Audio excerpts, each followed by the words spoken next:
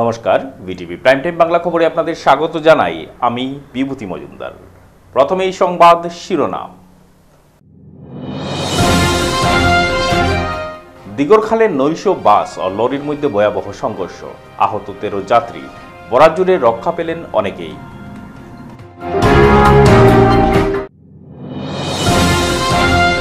বেহাল রাস্তাঘাটে কয়েক বছর আগের রূপ নিল শহর শিলচর।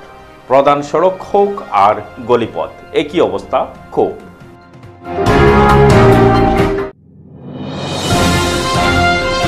নির্বাচন শেষ হতে না হতেই ফের বাড়ল পেট্রোল ডিজেলের দাম।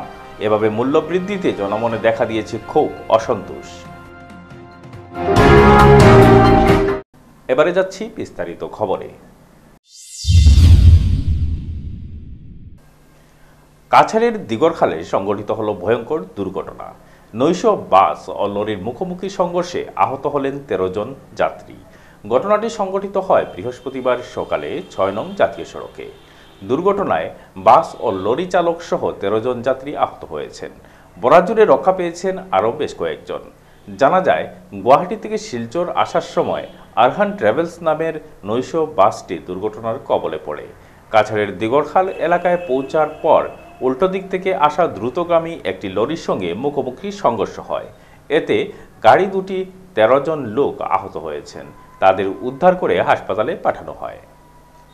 আপনি সুপারে প্যাসেঞ্জার নেই, কটার সময় দাদা ঘটনা হয়েছে? এখন আধা ঘন্টার মতো হয়েছে। এটা সুপারটা কই গুয়াহাটি থেকে আসতেছিল? গুয়াহাটি থেকে জখম কেমন হয়েছে, ইঞ্জুরি কেমন হয়েছে মানুষ? অল্প কম কম হয়েছে, বেশি হয়েছে। পুলিশ প্রশাসন আইসি নেই? না, হ্যাঁ, বর্তমানে ইঞ্জুরি পেশেন্টগুলো সব মেডিকেলে গেছে। আপনার বাসা কোন জায়গা? কিমান আগতে এক্সিডেন্ট হয়েছে? এক্সিডেন্ট হওয়া বেশি টাইম হোৱা নাই, প্ৰায় 15 মিনিটমান হৈছে। কিমান মানুহ জখম হৈছে? সুপাৰত কিমান মানুহ আছিলে? প্ৰায় মই ইমান চোৱা নাই, 25ৰ সামথিং আছিল। সামথিং আছে, মানে কিমান মানুহ মানে ইঞ্জুৰি বেছি হৈছে? মই বুজি নাপাওঁ, মানে মই ফ্ৰণ্টত আছিলোঁ, ড্ৰাইভাৰ হেণ্ডিমেনতো লৈ এতিয়া মানুহ হস্পিটেলত গৈছে। ড্ৰাইভাৰক আপোনাৰ কি জখম হৈছে? মোৰ বেছিকৈ জখম মানে খালি ডিঙিটাত অলপমান চাব।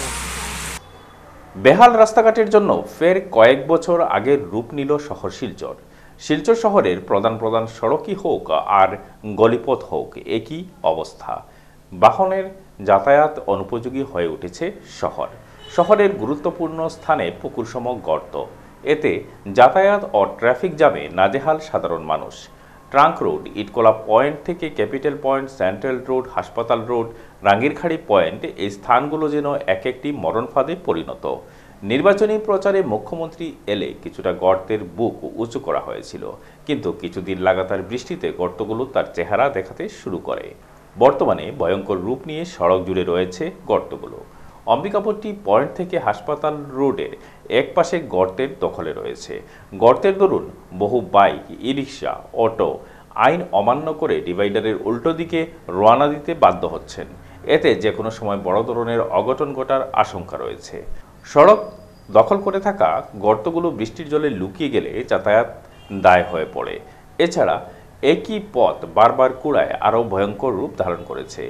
একটি পর্যায়ে কাজ শেষ হওয়ার পর কিছুদিনের মাথায় আবার আরেক দফা কাজ শুরু হচ্ছে। এতে সাধারণ মানুষের কি অসুবিধা হচ্ছে, কি সমস্যা তৈরি হচ্ছে, সেসব নিয়ে সংশ্লিষ্টদের কোনো মাথা ব্যথা নেই।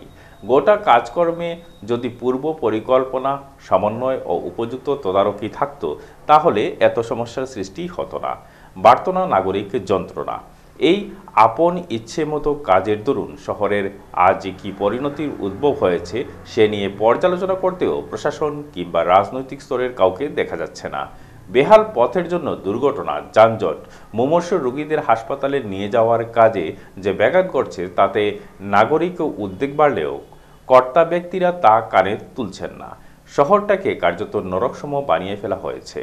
এমন কোনো গুরুত্বপূর্ণ পথ নেই যেখানে যানজট হচ্ছে না। বিষয়টি নিয়ে সচেতন মহলে উঠতে শুরু করেছে নানা প্রশ্ন। লোকসভা নির্বাচনের ফল ঘোষণার একদিন যেতে না যেতেই আসাম সহ সারা দেশে পেট্রোল ও ডিজেলের দাম উল্লেখযোগ্য হারে বৃদ্ধি পেয়েছে। একদিনেই পেট্রোলের মূল্য লিটার প্রতি 1.2 টাকা এবং ডিজেলের মূল্য 1.1 টাকা করে বেড়েছে। বৃহস্পতিবার পেট্রোলের মূল্য লিটার প্রতি নর্মাল 97.77 টাকা এবং এক্সট্রা প্রিমিয়ামের মূল্য 103.34 টাকায় পৌঁছায়। এদিকে বৃহস্পতিবার ডিজেলের মূল্য লিটার প্রতি 97.77 টাকায় পৌঁছে যায়। হঠাৎ করে পেট্রোল ডিজেলের মূল্য বৃদ্ধি হওয়ায় শিলচরের জনমনে ক্ষোভ দেখা যায়। বিশেষ করে ভোট গণনার পরই জ্বালানির মূল্য বৃদ্ধিতে বিস্মিত জনগণ। এদিকে পেট্রোল ডিজেলের দাম বৃদ্ধিতে স্থানীয় ব্যক্তি মোটরসাইকেল এবং 4 চাকার বাহন রেখে নিজের সাইকেল মেরামত করতে বের হতে দেখা গিয়েছে। আসুন শুনে নেওয়া যাক পেট্রোল এবং ডিজেলের মূল্য বৃদ্ধিতে কি বলছেন শিলচরের জনগণ। নমস্কার, আমরা তো ভোট দিলাম, কিন্তু ভোট দেওয়া অবধি পেট্রোল ডিজেলের দাম তো কম হয়েছিল। এখন যেই ভোটটা শেষ হইল, ফলাফল হইল, তারপরেই দেখা যায় 2 দিন পরেই দেখা যায় পেপার পত্রিকাতে এসেছে 1 টাকা 2 পয়সা না পেট্রোল ডিজেলের দাম বেড়েছে।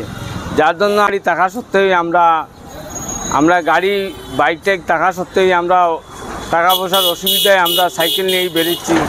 কেননা আমরা তো দিনমজুর মানুষ, আমরা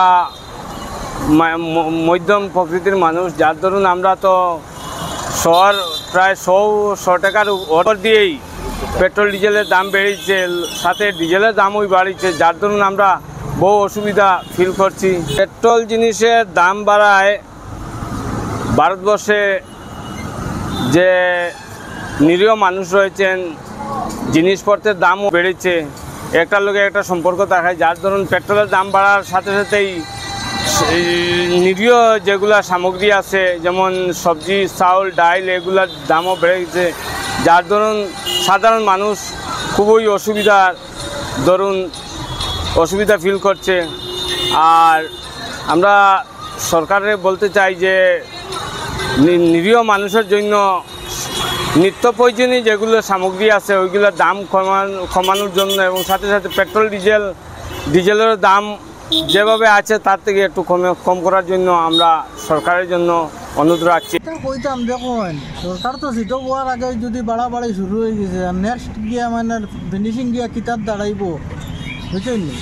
এটা তো মানে কিছু খোয়া যান না কতটুক গিয়া। আপনি কি মনে করেন এই পেট্রোল ডিজেলের দামে অন্য জিনিসের দাম কতটুকু বাড়তে পারবে, এটা নিয়ে কতটুকু প্রভাব পড়বো? সব এভরিথিং, সব জিনিসের দাম বাড়বো। আপনার সরকার মধ্যে কি হইতেছে এই বিষয়ে? দেখুন কিতা কইতাম, এটা হওয়ার মতো তো কিচ্ছু মানে খুঁজিয়া পাইলাম না, বুঝছেন?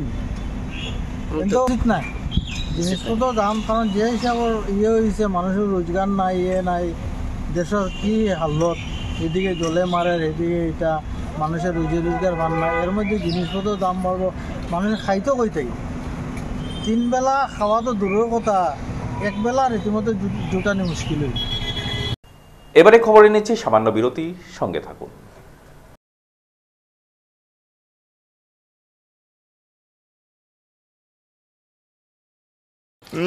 देसी घी का हलवा गजब था ना, पर इसकी चिकनाई एक बार धोने से नहीं निकलेगी, तो एक बार मैं धो देता हूँ, एक बार तुम। Okay done. नए विम लिक्विड में है नींबू और विनेगर की शक्ति, जो घी जैसी जिद्दी चिकनाई को भी एक ही वॉश में निकाले। अब तुम्हारी बारी। और घी की चिकनाई गायब। You cheater!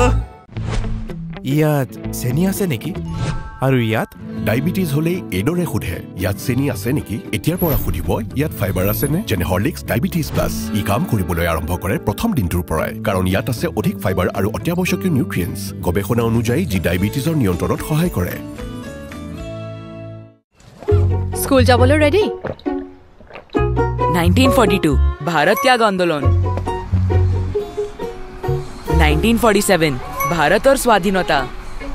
কৰ পৰা পঢ়ি আছা? ইয়াৰ পৰা। প্ৰতিদিনে হৰলিক্স প্ৰতিক্ষণে ৰেডি, কাৰণ কনচেন্ট্ৰেশ্যন বঢ়োৱাৰ বাবে হৰলিক্স হ'ল প্ৰমাণিত, যাতে ল'ৰা ছোৱালী হয় sharp. You're stuck, right? It will be difficult to go in like this. Easy, easy. It's easy, easy. Now it will be easier. It's easy, easy now.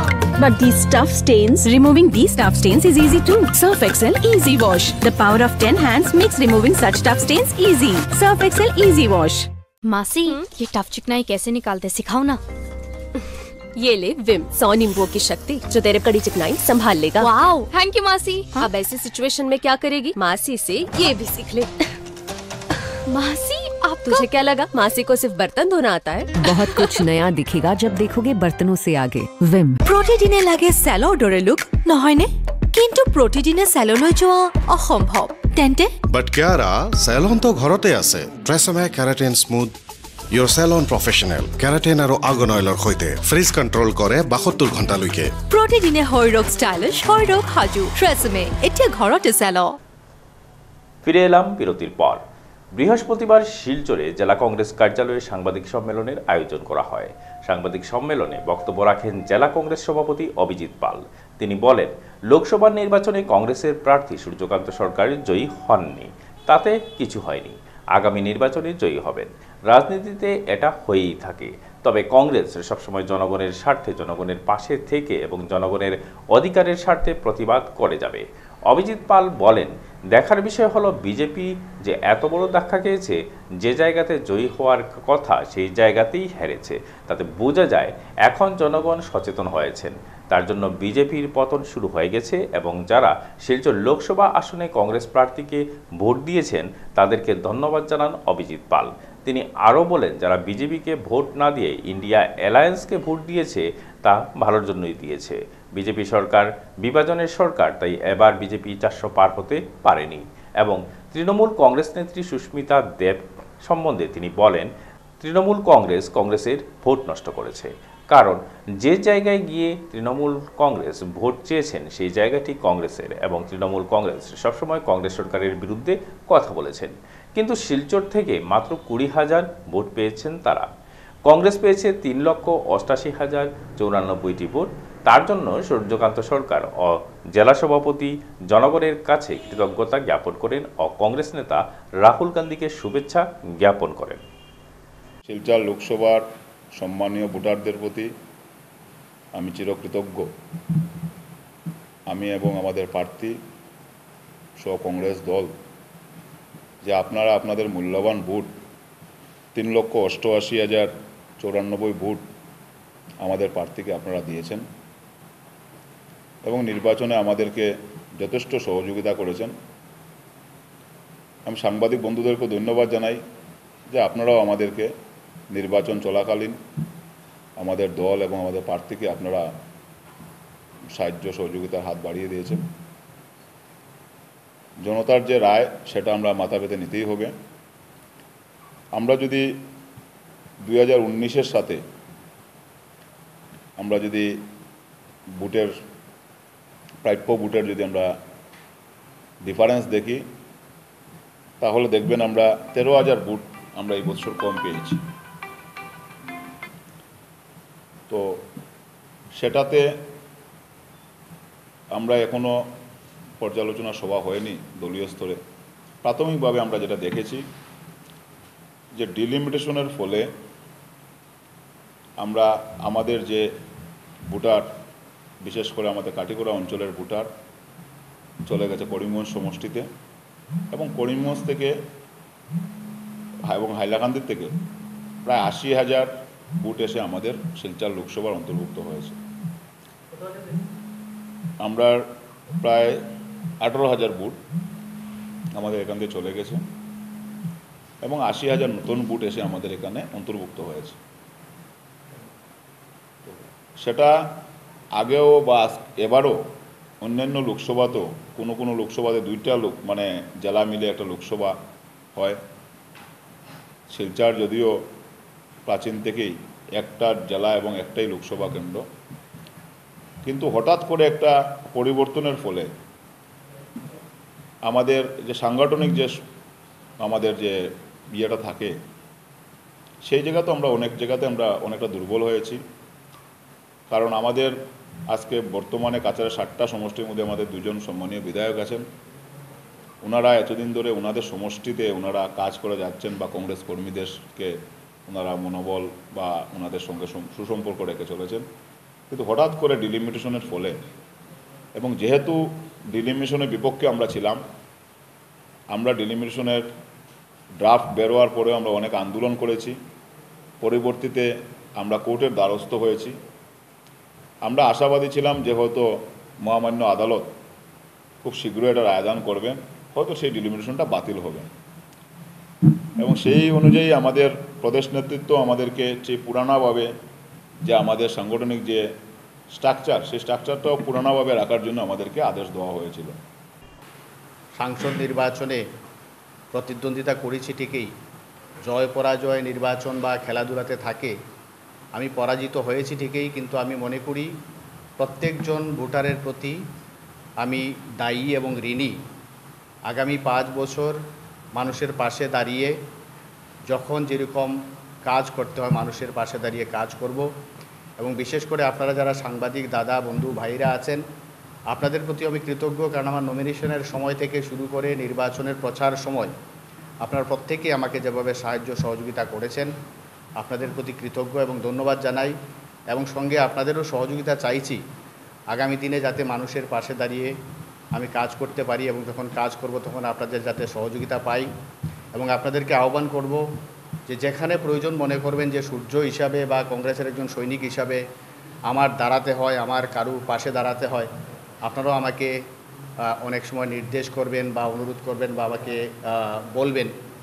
আর বিশেষ করে দেখুন, এইবারের নির্বাচনে যদিও আমার সভাপতি বলেছেন যে দায়ভার হারার দায়ভার সভাপতি নিজের উপর নিয়েছেন, কিন্তু আমি দেখেছি এক একটা এরকম জাতীয় স্তরের নির্বাচন, বিশেষ করে লোকসভা নির্বাচনে প্রচার একটা ফ্যাক্টর। তো এইবার আমরা এই শিলচর লোকসভা, বিশেষ করে আমার তৃণমূল স্তরের কংগ্রেস কর্মী থেকে শুরু করে ব্লক স্তর জেলা স্তরের প্রত্যেকজন কর্মী যেভাবে আন্তরিকতার সাথে দিনরাত পরিশ্রম করে কাজ করেছেন, আমি মনে করি যে আমরা এই পরিশ্রমের ফলে আমাদের বিরোধী দল আপনারা দেখেছেন, বর্তমান মুখ্যমন্ত্রী প্রায় 4-5 বার শিলচরে অবস্থান করে যেভাবে প্রচার কার্য চালিয়েছেন। ওনাদের কেন্দ্রীয় গৃহমন্ত্রী এসেছেন, কেন্দ্রমন্ত্রী সর্বানন্দ সানোয়ালজি এসছেন। মানে বড় বড় নেতাদের এগেইনস্টে আমরা যেভাবে গ্রাসরুট লেভেল কর্মীদেরকে দিয়ে লড়াই করেছি, আমি এতে অত্যন্ত খুশি যে আমরা সাধারণ কর্মীদের লড়াইয়ে আজকে তাদের সাথে লড়াই করেছি। আর যেই ভোটটাই আমরা পেয়েছি, আমরা এতে অত্যন্ত খুশি যে আমরা সাধারণ কর্মীদের পরিশ্রমের ফলে তাদের বড় বড় নেতাদের এগেইনস্টে আমরা এই কাজ করেছি। বিশেষ করে আমি ধন্যবাদ জানাই আমার বরখলার মাননীয় বিধায়ক, উনিও অক্লান্ত পরিশ্রম করেছেন আমার জন্য। বিভিন্ন জায়গায় ওনার বরখলা বিধানসভা ছাড়াও বিভিন্ন জায়গায় গিয়ে যেভাবে কাজ করেছেন আমার জন্য, আমি ওনার প্রতি কৃতজ্ঞ এবং ধন্যবাদ জানাই। লোকসভা নির্বাচনে জয়ী হলেন আসাম বিধানসভার 5 বিধায়ক। ফলে তাদের নির্বাচনী এলাকায় উপনির্বাচনের প্রয়োজন হবে। জয়ী প্রার্থীদের মধ্যে 2 জন বিজেপির, 1 জন কংগ্রেস, 1 জন অগপ, 1 জন ইউপিপিএল দলের বিধায়ক ছিলেন। দলাই সংরক্ষিত আসনের বিধায়ক তথা মন্ত্রী পরিমল শুক্লবৈদ্য শিলচর সংরক্ষিত আসন থেকে নির্বাচিত হয়েছেন। অনুরূপভাবে সামাগুড়ি বিধায়ক রকিবুল হোসেন দবরি থেকে, বিহালির বিধায়ক রঞ্জিত দত্ত তেজপুর কেন্দ্র থেকে জয়লাভ করেন। এছাড়া চিরাংয়ের বিধায়ক জয়ন্ত বসুমতারি কোকরাঝাড় থেকে এবং বঙ্গাইগাঁওয়ের বিধায়ক ফণীভূষণ চৌধুরী বরপেটা থেকে লোকসভা সদস্যে নির্বাচিত হন। সেক্ষেত্রে দলাই, বিহালি, সামাগুড়ি, চিরাং এবং বঙ্গাইগাঁও বিধানসভা কেন্দ্রে উপনির্বাচনের প্রয়োজন হবে। এছাড়াও রাজ্যসভার সদস্য সর্বানন্দ সোনোয়াল এবং কামাখ্যা প্রসাদ তাসা যথাক্রমে ডিব্রুগড় এবং কাজিরাঙ্গা থেকে লোকসভায় নির্বাচিত হয়েছেন। এক্ষেত্রেও আসাম থেকে রাজ্যসভার 2টি আসনে উপনির্বাচনের প্রয়োজন হয়ে পড়বে।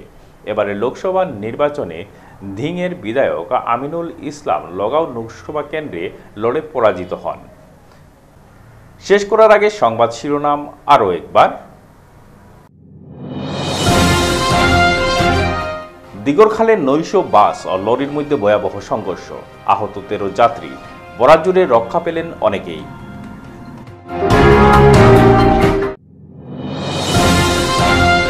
বেহাল রাস্তাঘাটে কয়েক বছর আগের রূপ নিল শহর শিলচর। প্রধান সড়ক হোক আর গলিপথ, একই অবস্থা ক্ষোভ।